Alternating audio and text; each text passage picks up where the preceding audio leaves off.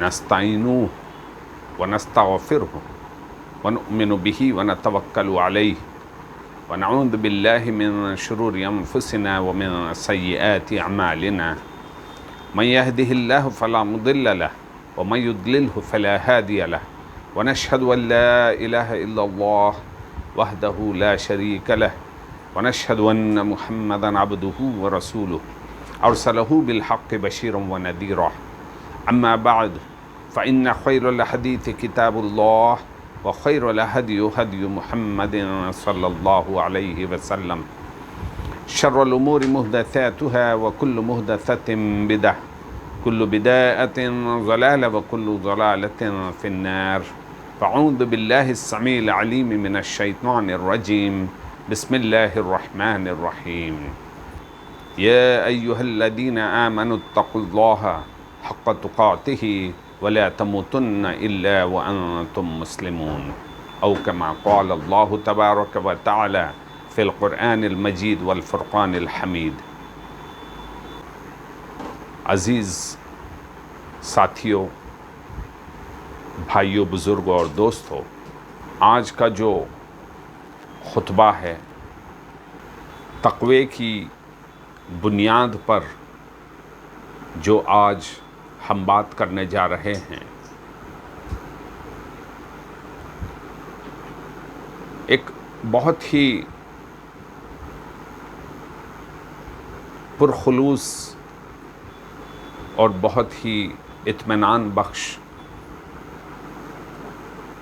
زندگی ہے جو تقوی کی بنیاد پر کسی زندگی کو کوئی جی لے۔ اس کا مزہ بس اسی کو ملتا ہے جو کوئی بھی تقوی کی اہمیت کو اور تقوی کے مقام کو سمجھتا ہوگا۔ میں آپ کے سامنے آج بتاریخ 25 جون 2021 جو کہ کووڈ-19 کے ضمن میں ہم جمعہ کی نماز اور جمعہ کے خطبے کو جو کہ مسجدوں میں ابھی بھی پڑھ نہیں سکتے ہیں، اس خدشے میں کہ کووڈ-19 کا جو آج بھی خطرہ ہے وہ ہمارے سروں پر منڈلا رہا ہے۔ میں آپ کو بتا دوں کہ پچھلے جمعہ میں نے آپ کے سامنے سورہ کوثر کے ضمن میں آپ کے سامنے بات رکھا تھا، جو کہ ایک سورہ مدنی ہے۔ میں آپ کو یہ بتاتا چلوں سورہ مکی ہے۔ میں آپ کو یہ بتاتا چلوں کہ کچھ صورتیں ہیں جو مکی ہیں اور کچھ صورتیں ہیں جو مدنی ہیں۔ اس کا مطلب یہی ہے کہ کچھ صورتیں ہیں قرآن مجید میں جو کہ مکہ میں نازل ہوئے ہیں اور کچھ صورتیں ایسی ہیں جو مدینہ میں نازل ہوئی ہیں۔ مکہ میں جو نازل ہوئی ہیں وہ 114 کل صورتوں میں سے 92 صورتیں ایسی ہیں جو مکہ میں نازل ہوئی ہیں اور 22 صورتیں ایسی ہیں جو مدینہ میں نازل ہوئی ہیں۔ یہ جو لوکیشنل طور پر مکہ میں نازل ہونا اور مدینہ میں نازل ہونا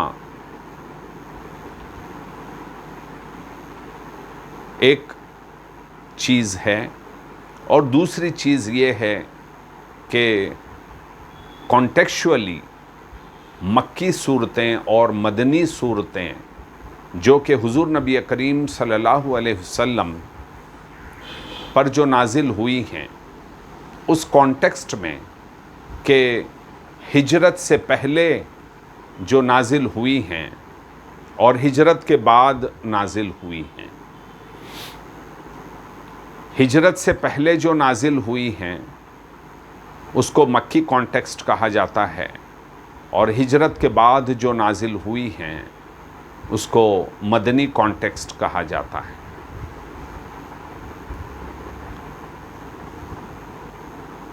اس کانٹیکسٹ کو سمجھنے کی ضرورت کیا ہے؟ عزیز ساتھیوں، آپ کو اور مجھے اس کانٹیکسٹ کو سمجھنے کی ضرورت اس لیے ہے کیونکہ اس میں ایک طرز عمل ہے جو لوگوں سے ایکسپیکٹ کیا جا رہا ہے، لوگوں کا لاہی عمل ہے جو لوگوں سے ایکسپیکٹ کیا جا رہا ہے اللہ سبحانہ و تعالی۔ اللہ سبحانہ و تعالی حضور نبی کریم صلی اللہ علیہ وسلم کو ایسا کانٹیکسٹ دے کر لوگوں سے یہ عمل کروانا چاہ رہے ہیں۔ اب میں آپ کو یہ ایک چیز جو بہت ہی اہم ہے، جو آپ کو اور مجھے سمجھنے کی ضرورت ہے، وہ بتاتا چلوں کہ دیکھیے، جب تک ہم کانٹیکسٹ کو نہیں سمجھیں گے تب تک ہمیں یہ پتہ نہیں چلے گا یہ کس ضمن میں اس آیت کو بیان کیا گیا ہے، یا اس آیت کو ریویل کیا گیا ہے، یا نازل کیا گیا ہے۔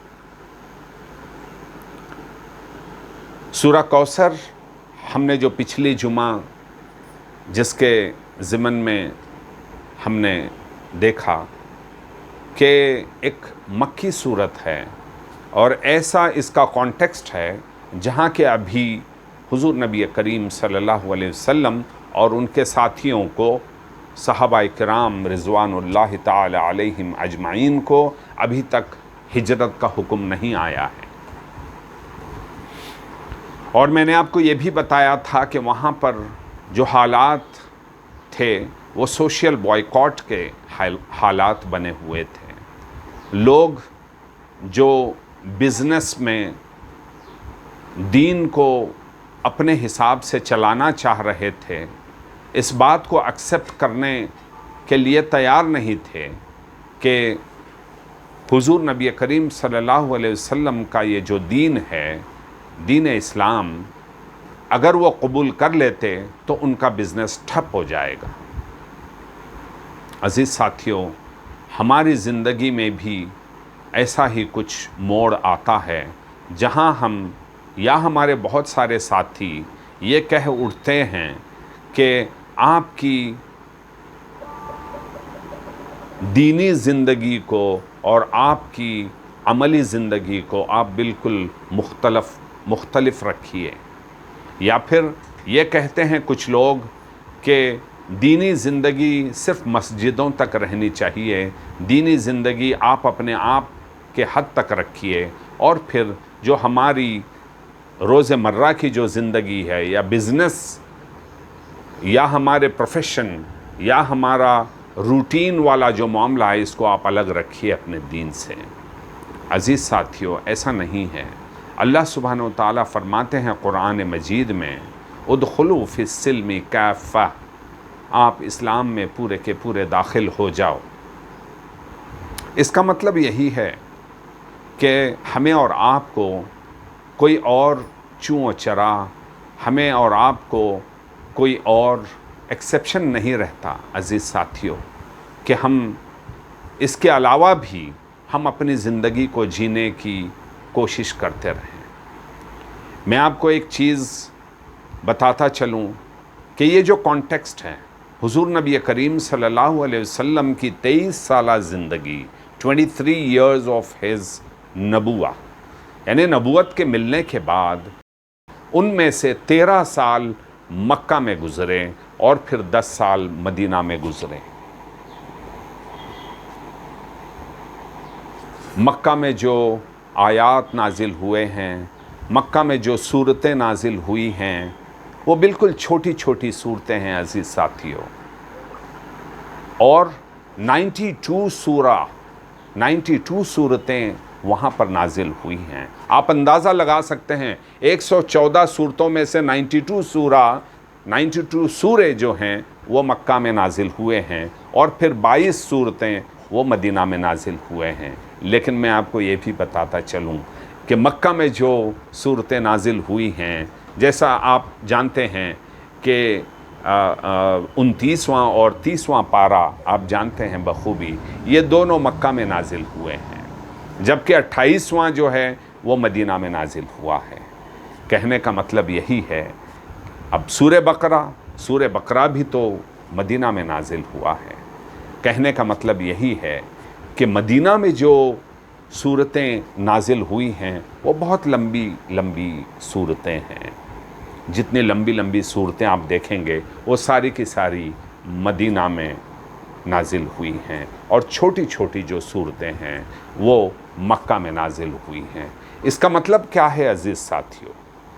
ذرا سا غور کر کے دیکھیے کہ مکی جو زندگی ہے وہ ایسی زندگی ہے جہاں پر اللہ سبحانہ و تعالیٰ اپنا حکم دے رہے ہیں کہ آپ یہ کرو، یہ مت کرو۔ اللہ سبحانہ و تعالیٰ اپنے بارے میں کچھ کہنا چاہ رہے ہیں، رسولوں کے بارے میں کچھ کہنا چاہ رہے ہیں، نبیوں کے بارے میں کچھ کہنا چاہ رہے ہیں، اور یہ سٹوریز اور یہ جو سیریز جو چلی آ رہی ہے اس میں لوگوں کی زندگی میں اپنے آپ کو ٹٹولنے کی ضرورت ہے، جو کہ مکی کانٹیکسٹ ہے۔ یہاں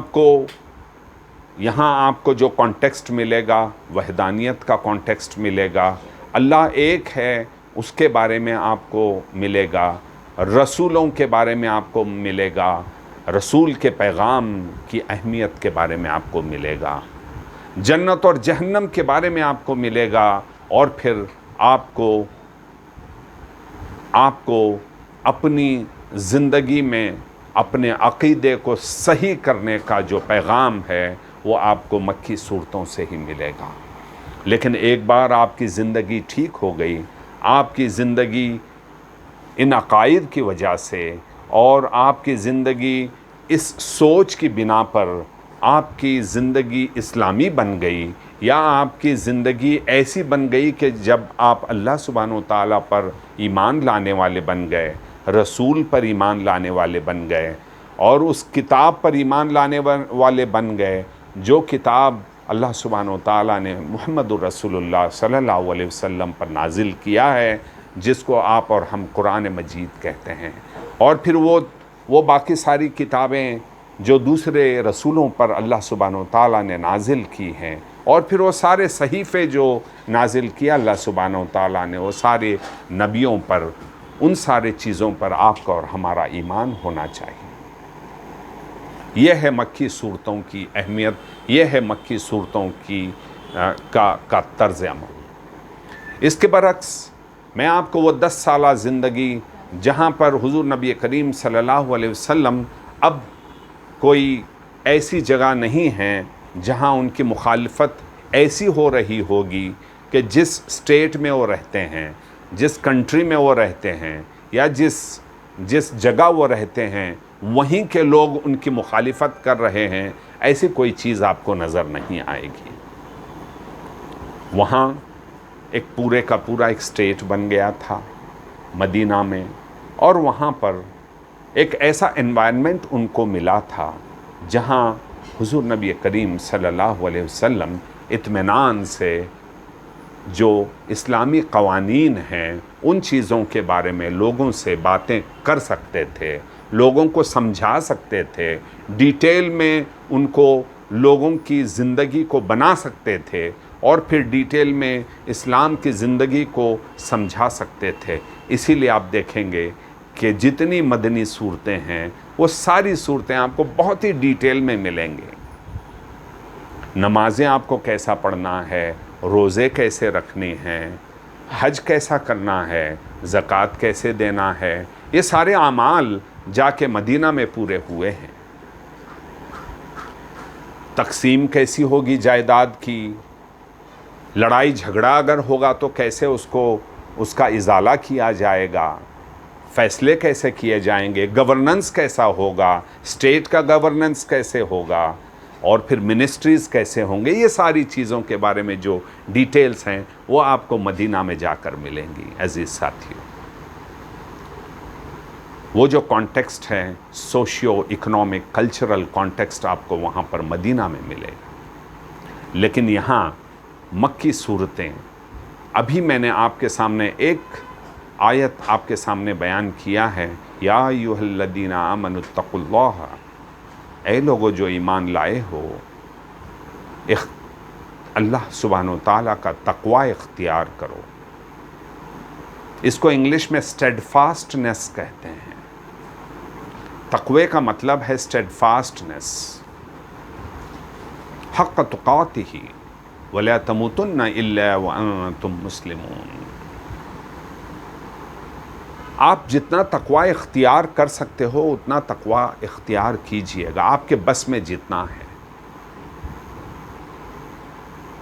اور تم پر موت ہرگز نہ آئے اس وقت تک جب تک تم صحیح معنوں میں مسلمان نہ بن جاؤ، یعنی فرما بردار نہ بن جاؤ۔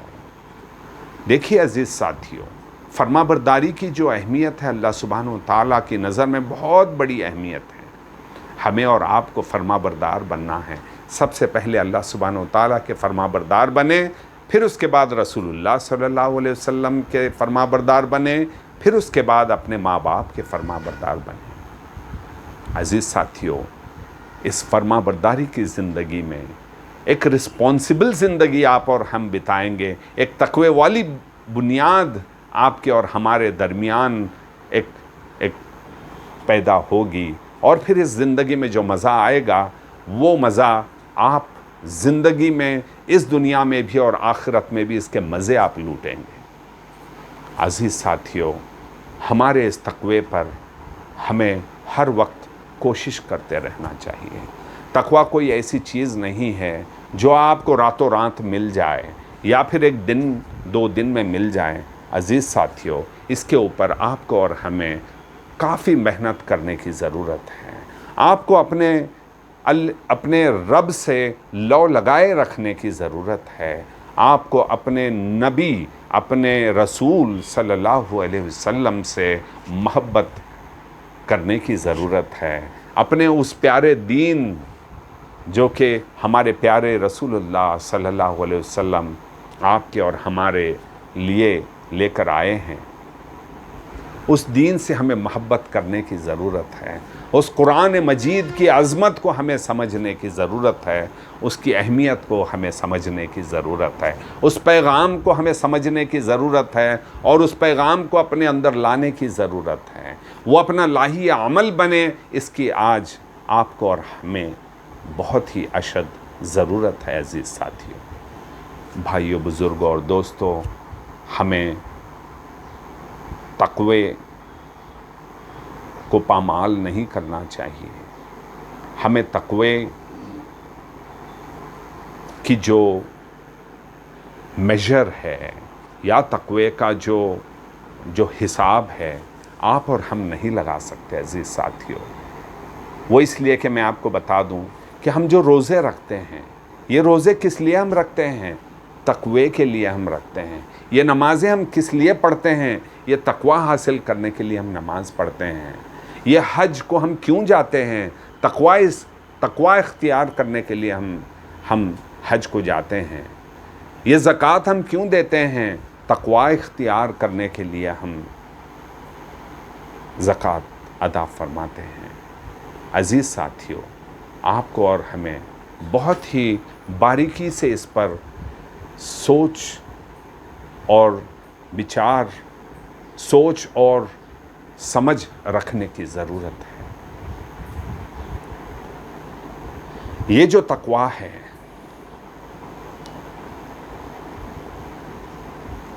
اتقوا یوما لا تجزی نفس عن نفس شیئا، اس دن سے ڈرو اس دن سے تقوی اختیار کرو، اس دن کا تقوی آپ کے دلوں میں اور آپ کے دماغوں میں رچ بس جانا چاہیے کہ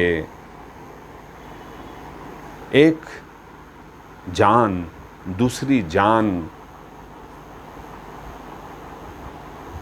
پر کوئی حق نہیں رکھتی۔ آپ کو کسی اور کا ثواب نہیں ملے گا عزیز ساتھیوں، اور نہ ہی آپ کا ثواب کسی اور کو ملے گا جب تک ہم نے کوئی غلطی نہیں کی ہوگی۔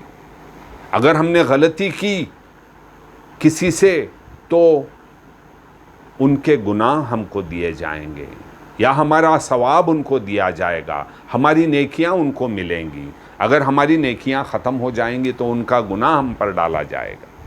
عزیز ساتھیوں، ان چیزوں پر ہم کو غور و فکر کرنے کی ضرورت ہے۔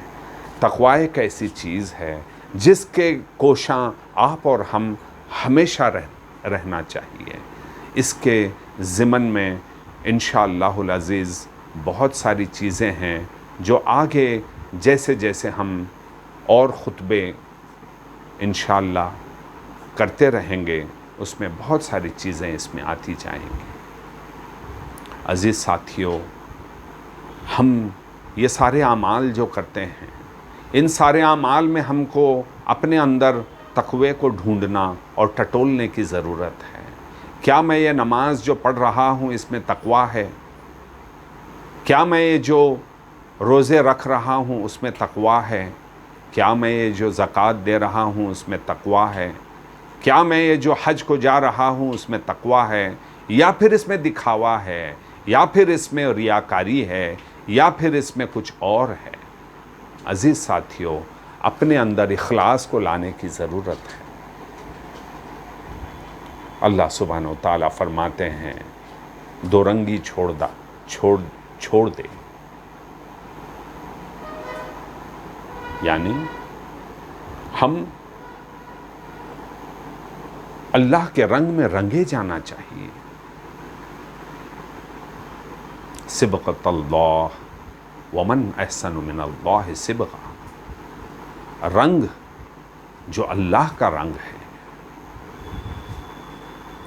اللہ سبحانہ و تعالیٰ کے رنگ سے اچھا رنگ اور کون سا ہو سکتا ہے کہ ہمیں اور آپ کو چاہیے کہ ہم اللہ کے رنگ میں رنگے جائیں۔ کسی شاعر نے بہت ہی خوب کہا ہے، دو رنگی چھوڑ دے ایک رنگی ہو جا، سراسر موم ہو جائے یا سنگ ہو جا۔ عزیز ساتھیوں، ہمیں اور آپ کو غور کرنے کی ضرورت ہے کہ ہمیں یہ جو نفاق ہے، ہمارے اندر سے نفاق کو پورا ہی دھو کے نکالنا ہے، اپنے اندر سے دو رنگی کو نکال دینا ہے، اور ہمارے دل کی آواز کو ہماری زبان کی آواز سے ملانا ہے۔ دل سے جو بات نکلتی ہے اثر رکھتی ہے، پر نہیں طاقت پرواز مگر رکھتی ہے۔ عزیز ساتھیوں، بھائیوں، بزرگوں اور دوستوں، آج تقوی جس پر میں نے آپ کے سامنے بات رکھی ہے، اور جہاں مدنی زندگی مکہ سے جب ہجرت کر کے حضور نبی کریم صلی اللہ علیہ وسلم مدینہ چلے گئے اپنے صحابہ کے ساتھ، وہاں جانے کے بعد یہ پتہ چلا کہ کچھ نفاق بھی ہے، کچھ منافقین بھی ہیں۔ میں آپ کو انشاءاللہ آنے والے خطبوں میں نفاق کس کو کہتے ہیں، منافقین کن کو کہتے ہیں، وہ نفاق کی کیا صورتیں ہیں، وہ نفاق کی کیا علامتیں ہیں، یا کیریکٹرسٹکس ان کے کیسی ہوتی ہیں، میں آپ کو ضرور بتاؤں گا انشاءاللہ العزیز۔ وآخر دعوانا ان الحمدللہ رب العالمین۔ السلام علیکم ورحمۃ اللہ وبرکاتہ۔